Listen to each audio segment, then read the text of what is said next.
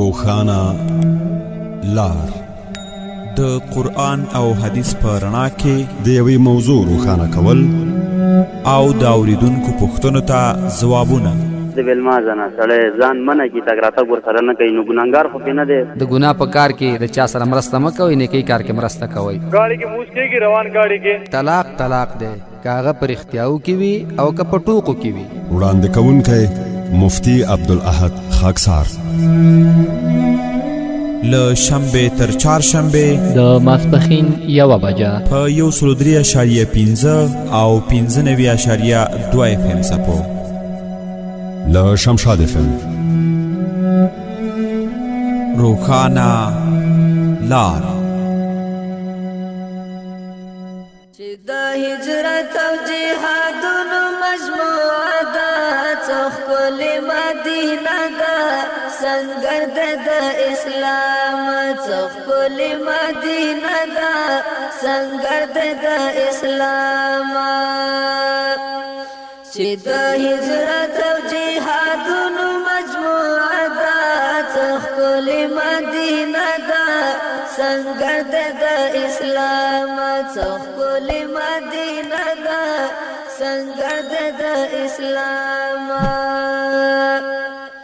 الله ورکړی ډېر عزت دی، څه ښکلې مدینه ده، سنگر د اسلام. الحمد لله رب العالمين، الصلاة والسلام على أفضل الأنبياء والمرسلين وعلى آله وأصحابه أجمعين. أما بعد، فقد قال الله تبارك وتعالى في كلامه المجيد والفرقانه الحميد: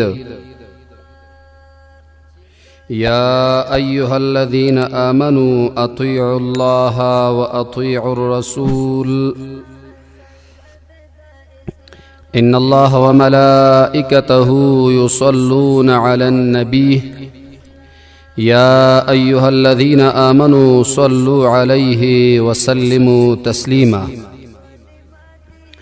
اللهم صل وسلم على سيدنا ومولانا محمد وعلى آل سيدنا ومولانا محمد كما صليت على إبراهيم وعلى آل إبراهيم إنك حميد مجيد.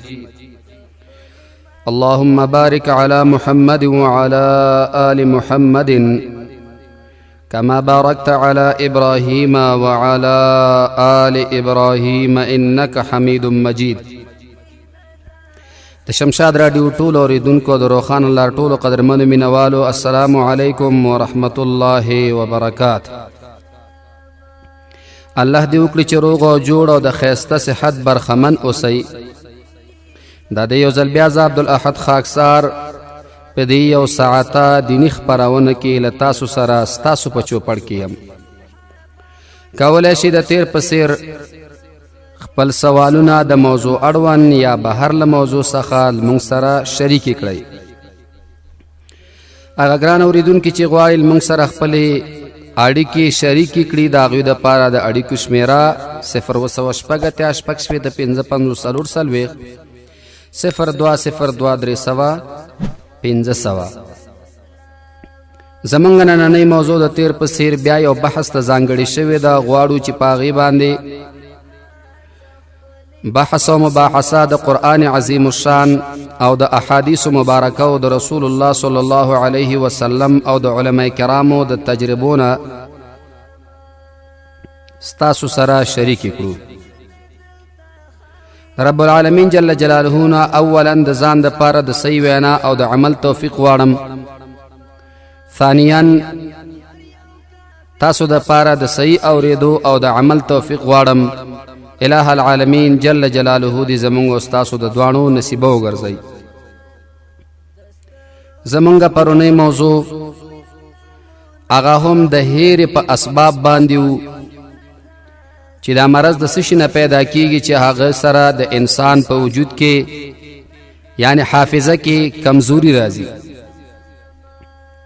سو بعضې اعمال پکې ذکر شو او بعضې پاتې دي. غواړو چې هغه مهم چې اکثره خلک پکې مبتلا دي هغه د ګرانو اوریدونکو سره شریک کړو. تقریبا په 4 حصہ خلکو کې 3.5 حصہ خلک هغه تقریبا چې په دې مرض کې مبتلا دي. دانی حصہ خلک دا محفوظ دي، یا به رب العالمین جل جلاله فضل په دوی باندې وي، یا به رب العالمین جل جلاله دوی ته توفیق د دې ورکړي وي چې د ګناهونو نه بزانونه ساتي، او یا به الہ العالمین جل جلاله حافظي ورته قوي ورکړي وي الا ما شاء الله. غواړو چې هغه احادیث مبارکه چې رسول الله صلی الله علیه وسلم خپل صحابه کرامو ته ویلیو پاغه باندې سره بحث مباحثه شریک کو د خپل ګران اوریدونکو ذهنونو ته دا خبره ورسو. هجرت او جهادونو مجموعه ده څخکل مدینه ده سنگر د اسلام څخکل. ابو هريره رضی الله تعالی عنه مبارک بل یو حدیث مبارک ذکر کړي چې نبی پاک صلی الله علیه و آله وسلم مبارک یو ځل مسجد کې ناستو، هغه مبارک فرمایل چې خپل صادر وار کوي، نن چې څومره احادیث زوایما هغه خلکو چې هغوی صادر اوار کړی دی او هغوی دغه واورېده نو د هغوی نه بننني احادیث ټول د یاده نه وځي. ابي هريره صاحب وی صادرونه خوار شول، ما ورته خپل صادر خور که. رسول الله صلی الله علیه و آله وسلم مبارک پکې د لپې په شکل باندې لاسونه مبارک جوړ کړه، واغې کې خودل، بیا ویلې چې دا خپل سینې ته نزدیکا. ما چې هغه سینې ته نزدیک د هغې نه بعد زمانه یو حدیث هم د یاده نه دی وتلی. بل حدیث مبارک کې راځي ابي هريره رضی الله تعالی عنه مبارک د دې حدیث هم راوي دی و چې نبی پاک صلی الله علیه وسلم مبارک فرمایل چا چې صادر وار ک نن چې کم حدیث زویم نو دغه حدیث به د یاد نه وځي. نو علماء کرام هغه وی چې ظاهر نه په دې حدیث کې تعارض کاری ولیکن تعارض ختمي، وی چې دې دو احادیث کې خصوص ته اشاره ده او کم یو حدیث پرون ذکر شوی هغه کې عموم ته اشاره ده. نو چې چا دغه سي عمل کړی وي چې هغه صادر راغسته وي د رسول الله صلی الله علیه وسلم مبارک په حکم باندې د ځان ته کړی وي نو هغه ته الله تعالی عجیب حافظي ورکړي دي. د دې وجنا پشپغو صحابه کرامو کې حضرت ابو هريره رضی الله تعالی عنه کثیر روایت صحابي شمار شه د نبی علیہ الصلوۃ والسلام نه دا مطالبه کړي وا چې ما ته الله تعالی خیسته حافظ راکړي. دا مطالبه ته نه کړي وا چې الله ما ته خیسته حافظ راکړي. همدغه سمونږ تاسو کو وګورو هغه کې طلب هم موجودو او طلب چې کله موجود شي نو من طلب فقد وجد. علماوی چا چې طلب وکي او کار دسې د اوګنی لکه د چې دغه کار اومونت د دې وجنا هر یو عمل چې هغه ته انسان خپل املا او تړي الله ورکی ورته الله تعالی بخیل نه دی. هر کله چې اقترب للناس حسابهم وهم فی غفلة معرضون. دا آیت مبارک چراغ پدی کہ اللہ تعالی فرمائی اقترب للناس حسابهم دی خلق تا حساب د قیامت را نزدې شو وهم فی غفلة معرضون نو دی په غفلت کې پراته دي مخګر زون کی قیامت را نزدې شو مگر دوی بیا هم په غفلت کې دي. یو صحابی په دغه ورځ باندې درس کې موجود نه دی، د رسول الله صلی الله علیه و آله وسلم مبارک په محفل کې موجود نه دی. بل صحابی را روان دی په لار کې چا چې د رسول الله مبارک په محفل کې اشتراک کړی دی. دغه زمیندار صحابی په پټی کې کار کوي، بیلچې په لاس کې ده دی. بل ملګری ته आवाज وکړی شه دی خوا چیرته تللی وي وی تلیوم در رسول الله مبارک په محفل کې ناستما نو دا صحابي ورته وی زمیندار صحابي نن زمانه دغه مجلس پاتې شوی او وایه څه نوی حکم خو نه دی راغلی دا صحابي ورته وی نوی آیت راغلی دی الله تعالی فرمای اقترب للناس حسابهم وهم فی غفلة معرضون الله فرمای د خلکو ته حساب د قیامت را نږدې شو مگر دوی په غفلت کې پراته دي دغه زمیندار صحابي بیلچا په پټي کې وغورځول او قیامت نږدې دی او زه د دنیا کارونه کوما دا خو عقل نه مني بیلچا وغورځوله طلب پکې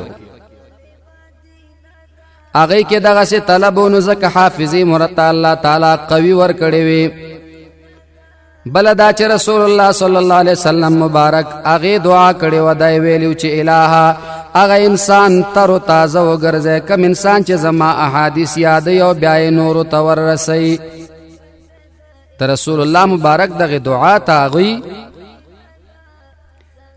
په تمه ناستو چې څوک به د دې دعا قابل وګرځي چې نبي علیه صلات وسلام دا دعا کړې په دې کې حصه راشي نو دغسې ډېر صحابه کرام هغوی موجودو هغوی به د احادیثو د حفظ دپاره د خپلو حافظو حفاظت کو د دې به ورسره غم چې زما حافظه به په څه شي باندې قوي شي او په څه باندې به خپله حافظه قوي کړم مدینه دا سنگر د اسلام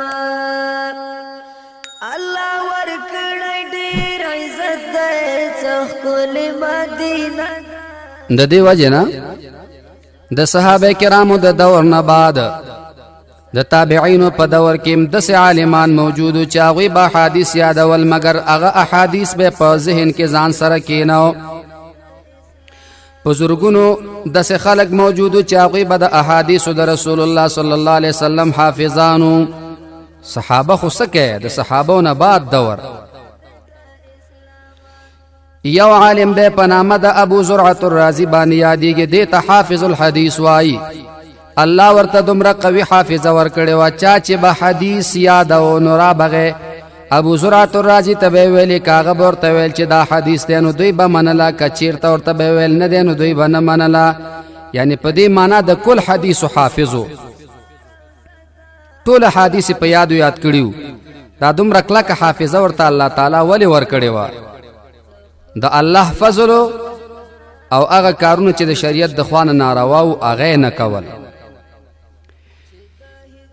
د امام ابو حنیفه رحمت الله علیه او شاگرد د امام محمد رحمت الله علیه چې په امام محمد ابن حسن الشیبانی رحمت الله علیه باندې مشهور دی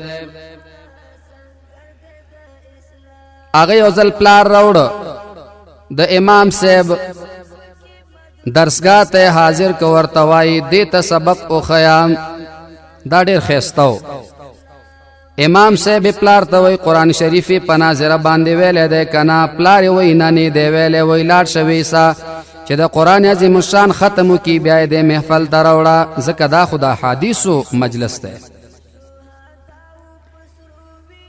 سړی رخصت شه اووه ورځې بعد بیا راغی خپل بچی د لاسه نیولی دی امام ابو حنیفه رحمت الله علیه ته راوړه وایي دا واخله دې ته د احادیثو علم ور یاد کا امام صاحب ورته وایي دا الله بنده پرون مې درته ویلې چې لاړ شه په دې باندې قرآن عظیم الشان یاد کا بیا دې راوړه پلار ورته وایي امام صاحب ستا خبره مې ومنله دا مې ویوړ مدرسه کې مې داخل کا په اوو ورځو کې قرآن عظیم الشان په ناظره باندې یاد کا نو قرآن شریف ختم که ځکه مې تاسو ته راوړه امام صاحب وی الحمدلله څونه ښایسته حافظه الله ورکړې همدغه امام محمد رحمت الله علیه د امام صاحب نه حدیث یادوي امام شافعی رحمت الله علیه بیا د امام محمد صاحب شاگرد دی امام شافعی رحمت الله علیه مبارک خپل فرمایي چې ما د امام محمد رحمت الله علیه نه دومره احادیث یاد کړي دي لکه د احادیثو بار چې وتړی او د اوښ د پاسه کېدي څومره بار چې وخوړلی شي دومره احادیث ما د امام محمد نه یاد کړه سبحان الله یعنی چې دومره احادیث چې دا ته ولیکې په کاغذ کې او بیا د هغې نه بعد وتړې او دا د اوښ د پاسه کېدي او اوښې وړلی شي دومره غټ بار د احادیثو ما د امام محمد نه یاد ک څومره قوي علمونه هغې خلکو ته الله ورکړي و څومره قوي حافظې الله ورکړې وې. امام بخاری رحمت الله علیه مشهور شخصیت ته تقریبا چې اکثر انسانانی پیجنی. امام بخاری رحمت الله علیه داغه په حق لرازی چې د یا سلور لکه شپېته زره احادیث یادو یا 2 لکه 40 زره احادیث ورته یادو د رسول الله صلی الله علیه و آله وسلم. د حیرانتیا خبره ده مونږ تاسو 2 حدیث نشو یادولای او هغه خلکو دومره احادیث یادول ولی هغه د خپل حافظو حفاظت کړو د خپل ذهنونو حفاظت کړو. نو باید چې مونږ تاسو هم په دغه ترتیب باندې خپل د ذهنونو حفاظت وکړو او د الله تعالی دغه ورکړي نعمت نه شکریا ادا کړو. د اسلام څخل مدینه دا څنګه د اسلام. نو علماء کرام فرمایي چې د هیر اسباب څه شي دي چې د انسان د یاد وځي. وی اول پاغه کې دا دی چې داودس نه بعد لمن باندې مخ وچول. کم انسان چې داودس نه بعد په لمن باندې مخ وچي په دې کې به د هیر اسباب پیدا کیږي شکمن کیږي. باید چې د دین ځان سره اوساتل شي. فطرتن هم خبره نه ده چې په لمن باندې انسان مخ ځان ته وچي. دویمه دا ده په لمن باندې دوانه لاسونه وچول. کم انسان چې په لمن باندې لاسونه وچي د انسان په ذهن کې وا د شک مرض پیدا کیږي او حافظه به کمزوري کیږي. بل په دې عمل سره چې یو انسان مسجد ته داخليږي د مسجد د داخله دلونه بعد خپل کالی هل تسندي دې سرم د ذهن کمی راځي او غویر اسباب په انسان کې پیدا کیږي. انسان بعض وخت کې څوک د سعادت هم لري چې مسجد ته لاړ شي ستوماني وباسي او بیا خپل کالی وسندي. دې سره د هیر اسباب پیدا کیږي. مسجد کې به کالی نه سندي. بل دا چې د تش او د سماتی ځای کې استنجا کول. کم ځای کې چې تش او د سماتی هلته بیا استنجا کوي. دې سره انسان ته د شک مرض پیدا کیږي. استنجا خو کیږي مگر د شک مرض ورته پیدا کیږي. 5 نمبر دا چې گناهونه کول کاغه گناه وړوي او کغټوي. دې سره د انسان په ذهن کې د ویری اسباب پیدا کیږي. نو باید چې د ګناه نه انسان ځان وساتي. امام شافعی رحمت الله علیه خپل استاد محترم تراغه حضرت وکی صاحب تراغه ورتوای امام وکی صاحب مخکې حافظه ډیره قوي وا اوس می حافظه کې کمزوري راغله ده. سو کوم چې حافظه مکله کشي ځکه اکثر خلک چې ګوره هم په دې مرض کې اخته خلک راضي علما او ته پختنه کوي. نو امام شافعی رحمت الله تعالی علیه راغ خپل استاد امام وکی ته وی چې زما حافظه خراب شوه دا شکوت الی وکیع سوء حفظی. شکایت ورته وکړه چې زما حافظه خراب شوه دا. امام شافعی رحمت الله علیه فرمای ما ته استاد وصیت وکړه گناهونه پرېدا. گناهونه پرېدا الله تعالی به حافظه قوي کی. ما ویل ولی وای چې دا علم د الله تعالی درنا نه یو ورنا د الله د نور نه یو نور دی مگر الله تعالی دا نور نه ورکې نه فرمانو ته. کم انسان چې ګناه کوي دا نه فرمانه بنده دی الله تعالی دې ته د علم نه حصہ نه ورکوي. نو دې کې خوشک نشته. اکثر خلک زمون چې ګورو هغه په ګناهونو کې مبتلا وي کنور هیڅ هم نه وي.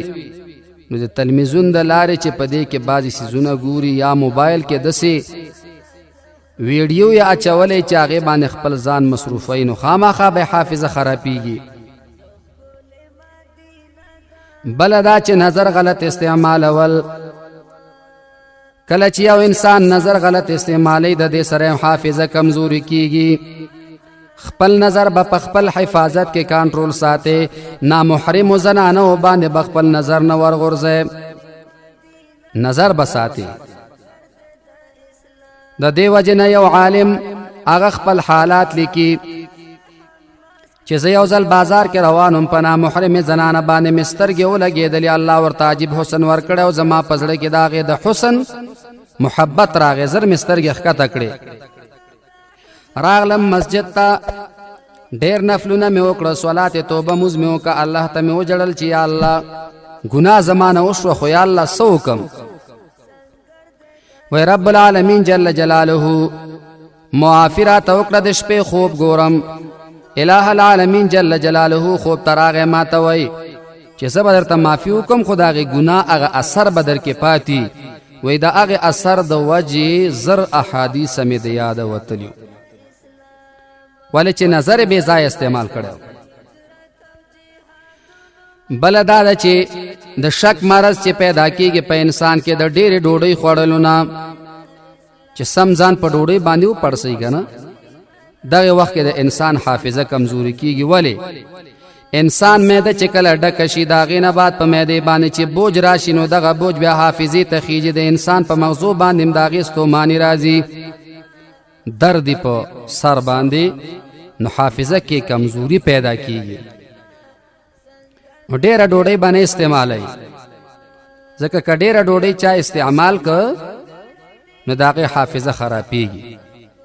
علماء کرام فرمایي که یو انسان دا غواړي چې زما د معدې مرض دی ما ته به پیدا نشي، وی هغه دی داسې کار وکړي چې کله ډوډۍ خوري او دی پوهېږي چې 5-6 مړۍ بعد زه مړېږم بس پاسه، او کله چې وږی شو نو بیا د ډوډۍ ته کښېني، وي دا انسان به الله تعالی د معدې د مرض نه ساتي.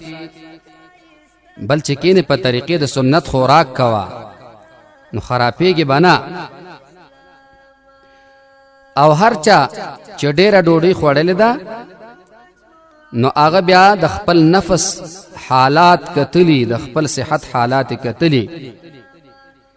بعضې خلکو یو متل مشهوره کړي، وی خوردن کو نه گردن، یعنی ډېر وخوره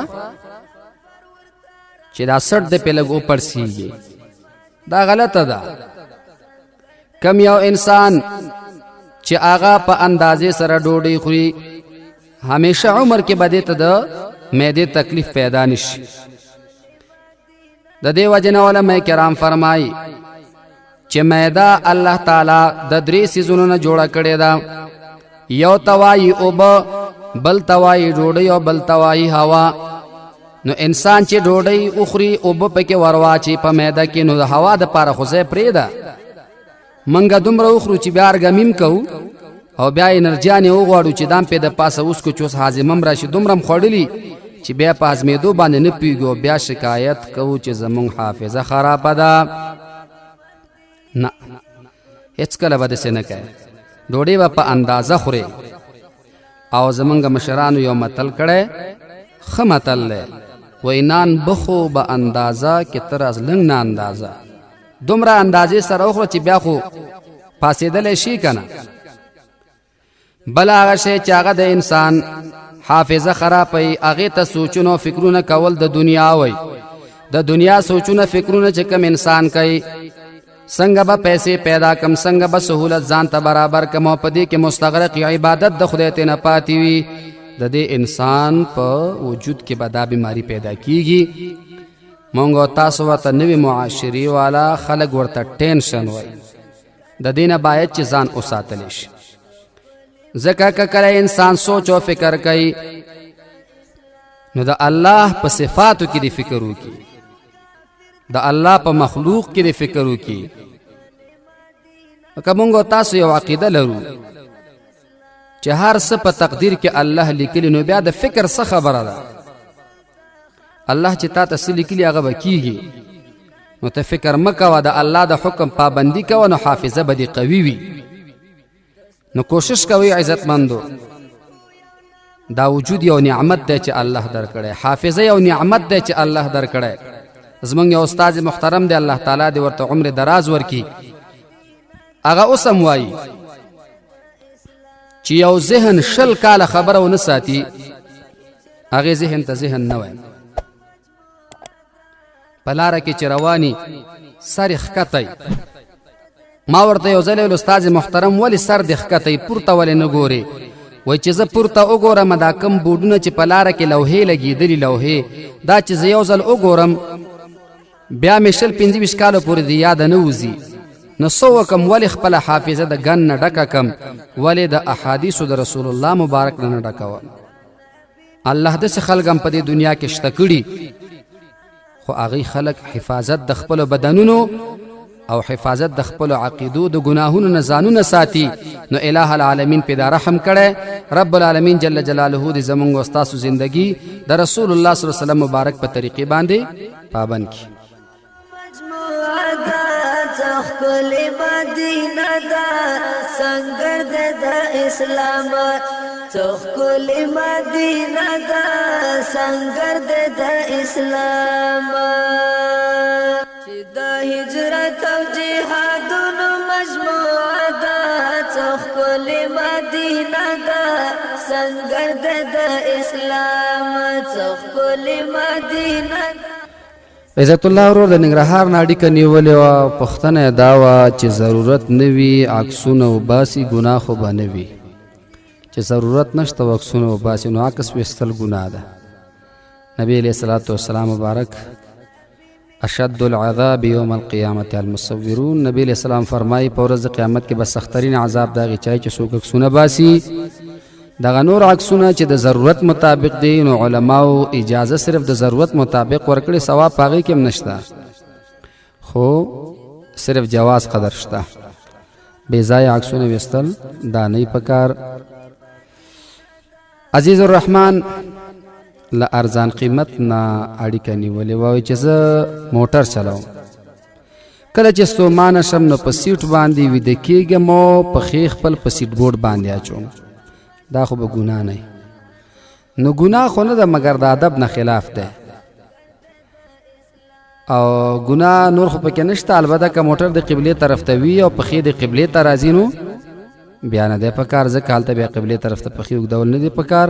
باقي نوره ګناه پکې نشته، ځکه داسې د احترام ځای خو نه دی سیټ بورډ چې هغې کې احترامي زموږ شاعر چې لګېدلی که د الله نومونه دی لګولي پکې نو هغې د پاسه بیا پښې مه پورته کوه، ځکه دا بېادبي ده، ګناه ده. ملا جان رو شکردارې نه اړیکه نیولې د شعبان روژه څنګه ده؟ صحیح ده، فضیلت لري، وینې الله یې توفیق درکړي. فرشتې د خیرخانې نه موږ سره اړیکه نیولې وه. پوښتنه یې دا وه چې زما د کاکا زوی دی او هغې زما خور ته رشته لېږله، موږ ورته ورنه کړه. نو بیا هغې موږ ته داسې خبر راولېږی چې د دې جلۍ بخت ما تړلی دی چې ما ته م رانه کړه، نو بل چا سره هم دی کوژده نشي کولی، واده نشي کولی. تقریبا ډېر وخت یې وشه، اوس ورته څوک نه راځي. نو بخت تړلی کېږي که نه؟ او سحر جادو سره کېږي. نو که داسې عالم تقواداره څوک درته معلوم وي او هغې نه معلومات کول غواړئ نو بهتر ده، خو داسې عام تعویزګرو ته مه ځئ، ځکه هغې در نه پیسې اخلي او بې ځایه مصرف در باندې کوي. نو که داسې عالم وي او تقواداره وي چې د سحر رد درته وکړي نو ښه خبره ده، خو دا هم نشو ویلی چې ده اوس تړلی. خو مسله زموږ دا ده چې او کېږي سحر اثر کوي. و زه به ورته یو دعا وښیم، هغه دعا دې وایي چې د هره ورځ 314 دفعې دی اللهم ربنا آتنا فی الدنیا حسنة وفي الآخرة حسنة وقنا عذاب النار. دا دی وایي 40 ورځې کې به انشاءالله څوک د غوښتو دپاره راشي. میرویس جان له باګرام نه اړیکه نیولې وه. پوښتنه یې دا وه چې پلار یې مړ وي او مور یې ژوندی وي، زوی حج ته تلی شي که نه؟ که حج ته لاړه نو حج کېږي که نه؟ ورور حج د ده کېږي.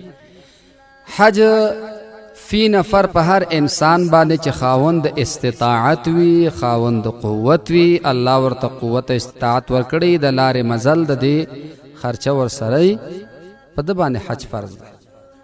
ضروری نه ده چې په ده باندې حج فرض وي او دی د پلار ولیږي، نه، په ده حج فرض دی، دی خاوند د نصاب دی، دی به ځي.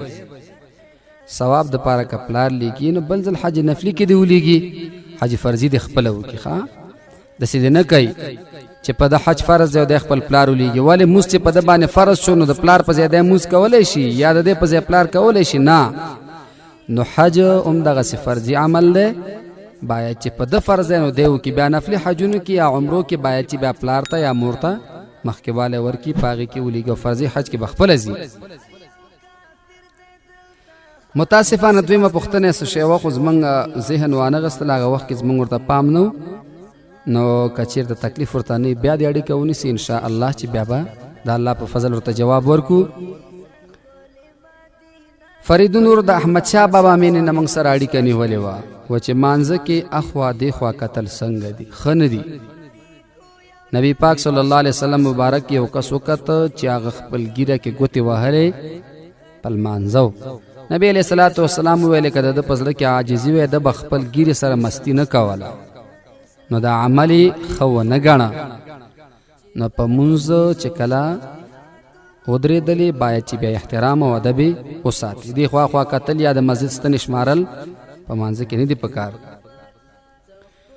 دویمه پوښتنه دا و چې مانځ ته ودرېدو په وخت کې د پخو اندازه څومره پکار ده زموږ فقها دغسې وایي چې د یو لیش نه زیات مو ودرېږه او د څلور ګوته نه کم مو ودرېږه خو که یو انسان ډېر غټ وي او د هغه د یو لیش په انداز کې ودرېدل خو بیا ورته مشکل غورځېږي نو هغه د خپل د وس مطابق ودرېږي چې څومره دی ودرېدلی شي او دومره د آزاد هم نه ودرېږي چې کله سجدې ته ځي نو پښې راغونډوي او چې پاسېږي بیا یې ازادۍ نو داسې دی نه کوي مونځ د ورزش شی نه دی مونځ د عاجزۍ څیز دی بل وایي چې سینې د پاسه لاسونه ایښودل د نارینهو دپاره زمونږ فقها وایي چې بهتره دا ده چې د نامه نه ښکته تحت السره د نامه نه ښکته خو که چا په سینې د پاسه لاسونه کېښودل څوک ورته کافر نه وایي البته زمونږ فقها هغه وایي چې د نامه نه ښکته لاسونه کېښودل دا یې غوره ګڼلي دي او هغه کوم حدیث چې نور دي د هغې جوابونه کړي په خپل ځای باندې بله پوښتنه دا وه چې د خولۍ په حقله وه چې خولۍ نه په سرول بعضې خلک وي چې مونځ نه کېږي مونځ کېږي خو مکروهه دی بغیر د خولۍ نه مونځ کول مکروه دی دا زموږ فقهاو لیکلي نو باید چې بغیر د خولۍ نه مونځ ونه شي او خولۍ باید چې په سر شي الله ته ودرېږي نو د الله د خوښې لباس به اچي د الله د خوښې لباس کم یو دی هغه دی چې د رسول الله مبارک لباس څنګه و هغسې طریقه به اختیاروي ښه الله درنه په دې خوشحالیږي عبدالامین ورور د دې سبز د موږ سره اړیکه نیولې وه پوښتنه یې دا وه چې نږدې جومات ته نه ځي او کور کې مونځ کوي بهتره کار نه کوي ښه لا صلات لجار المسجد الا فی المسجد نبی علیہ السلام وایي دغسې انسان مونځ په کور کې نه کېږي مګر په مسجد کې به کوي خو علما دا په سختۍ باندې حمل کوي چې نبی علیہ الصلوۃ والسلام دلته سختی کړې ده دې دپاره ترغیب ورکړی چې راشي خلک جمع ته نو مونځ خو یې وشو فرضیت ساقط شو مګر کار یې ښه ونه که د دې پتې نه پوښتنه الله تعالی کوي او خالدې خورکۍ هغې د دې سبز نه اړیکه نیولې وه چې هلک ته مې شودې ورکړي دي او اوس هغې ته خو هغه سوال یې داسې موږ پوره وانغسته کوشش دی وکړي چې بیا دغه سوال خپل موږ سره مطرح کړي چې بیا باندې پوه شو انشاءالله بیا به ورته جواب ورکړو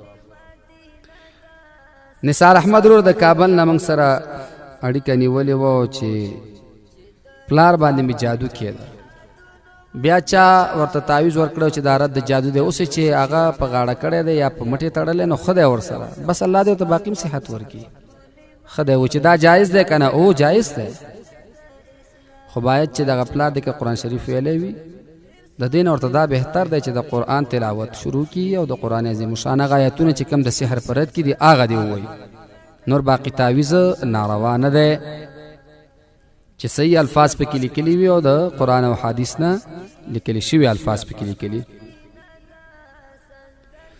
دویمه پوښتنه دا وه چې خاوند یعنې زما پلار زما په مور باندې بچي بند کړي دي او ورته ویلي چې بچي دانه دې وګنډه اوس لس کاله کېږي بچی نشته نو مور مې چې زه خو ګناهګاره نه یم پکې نو که د ده ورسره رضا شامل یې ګناهګاره ده او که رضا یې شامل نه وي نو ګناهګاره نه ده که چېرته دواړو دا خبره یو ځای تړلې وي او په هغه وخت کې پې دم راضي کېدل ښودلی وي نو دا هم پکې ګناهګاره ده او که نه ګناهګاره نه ده. د دې نه بعد دې په څه ترتیب باندې خبره سره جوړه کړي. اولاد بندول بلا عذره دا ګناه ده. وقفه کول جایز دي مګر مطلق اولاد بندول زمونږ شریعت منع کوي. عثمانیار د تاخیرو نه موږ سره اړیکه نیولې وه چې مانځه کې ستوماني باسي نه دی پکار دا خو مونځ دی که نه مونځ کې به په عاجزۍ الله ته ودرېږي ښه ستومانیانې به مونځ کې نه وباسي. دویمې چادرې سره کم څه ویل کېږي السلام علیکم یا اهل القبور دومره یاد کړه بس دغه ستا دپاره کافي دی. دریم دا چې زړه مې خوشحاله شي داسې وظیفه راته وښیه د الله ذکر وکړه ولا حول ولا قوة الا بالله ډېر ډېر وایه خدای تعالی به دې د زړه سرور او خوشحالي نصیب کړي. باقي مې په رب العالمین سپارم. السلام علیکم ورحمة الله وبرکاته.